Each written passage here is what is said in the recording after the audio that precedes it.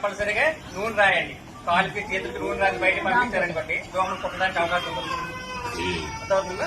Next జ్వరం వస్తే మాత్రం వచ్చిన వెంటనే చిన్నపిల్లలైతే మాత్రం టెంపరేచర్ ఎక్కువగా ఉంటే మాత్రం తడిగొడ్డ పెట్టి తుడుస్తూ ఉండాలి. మనం ఏం చేస్తామంటే ట్యాబ్లెట్ వేస్తామో జ్వరం తగ్గలేదన్నా డాక్టర్ చుట్టుకుంటాం. డాక్టర్ గారు ఏం చేయలేదు. మనం చేయవలసింది ఏంటంటే బాడీ వేడిగా ఉండేటప్పుడు చల్లదనం చేయాలి. అందువల్ల అయితే ఎవరికైనా జ్వరం వస్తే చిన్నపిల్లలకి కంపల్సరీగా తడిగొడ్డ తుమ్మాలు తడిపేసి హాస్పిటల్ జాయిన్ అవుతున్నారు. ఫస్ట్ రోజు ఇంజక్షన్ ఇచ్చినప్పుడు తగ్గిపోద్ది. వచ్చేసి రెండో రోజు